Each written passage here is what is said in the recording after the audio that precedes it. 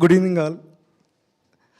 ఈ cinema first starting నుంచి అంటే ఒక చిన్న గ్లిమ్స్ చూసి ఇదేదో ఇంట్రెస్టింగ్గా ఉంది, దీన్ని తెలుగుకి తీసుకొస్తే బాగుంటుంది అనుకుని చెన్నై వెళ్ళి కెన్ అండ్ గ్యాంగ్ అండ్ కర్పయ్య వీళ్ళందరినీ కలిసి ఈ సినిమా హైదరాబాద్కి తీసుకురావాలి అని చెప్పి డిస్కస్ చేసిన దగ్గర నుంచి ఈ సినిమా చూపించి వశిష్ఠ అన్న వీళ్ళందరూ అక్కడ నుంచి మా సైడ్ ఉన్న డైరెక్టర్లు, హీరోలు, మ్యూజిక్ డైరెక్టర్లు, సింగర్స్, లిరిసిస్ట్ ఆల్మోస్ట్ ఇండస్ట్రీ మొత్తం మాకు సపోర్ట్ చేసింది. థ్యాంక్ యూ అన్న, శర్వా అన్న.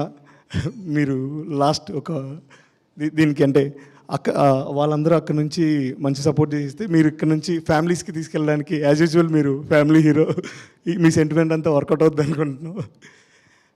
So sweetest part of this film ఏమిటంటే లాస్ట్ కాలేజ్ అయిపోగానే మేము ఇక్కడ మార్కెటింగ్ ఏజెన్సీ స్టార్ట్ చేసి సో ఆల్మోస్ట్ ఒక 7-8 ఇయర్స్ నుంచి ఇక్కడ ఉంటున్నాం. ఆల్మోస్ట్ మా ఫ్రెండ్స్ కానీ, కాలేజ్ ఫ్రెండ్స్ కానీ, రిలేటివ్స్ కానీ వీళ్ళందరితో కనెక్షన్ పోయింది. ఫుల్ వర్క్స్లో ఉండిపోయి దీని మీద.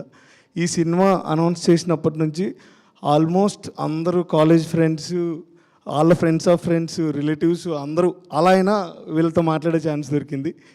Thank you. వాళ్ళందరూ ఫోన్ చేసి అరే మనం చేసినట్టే ఉంది గ్యాంగ్, అసలు అల్లరి చేస్తున్నాం కానీ ఇలాంటి సినిమా అందరికీ చూపించాలి అనేది ఫుల్ పుష్ చేస్తున్నారు.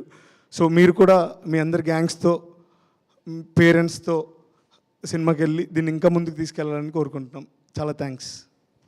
సక్సెస్ ధైర్యం ఇచ్చిందనమాట వినీత్కి. ప్రీ రిలీజ్కి ఇప్పటికీ వినీత్ ఫ్రెండ్స్ అందరూ కాల్ చేసి చెప్తున్నారు నువ్వు గుర్తొస్తున్నావు మావా అని. మీరే కొంచెం ఎక్కువ చూసి వినీత్ ఎక్స్ గర్ల్ ఫ్రెండ్ దగ్గరికి కూడా సినిమా వెళ్ళేలాగా చేయాలండి. Thank you so much.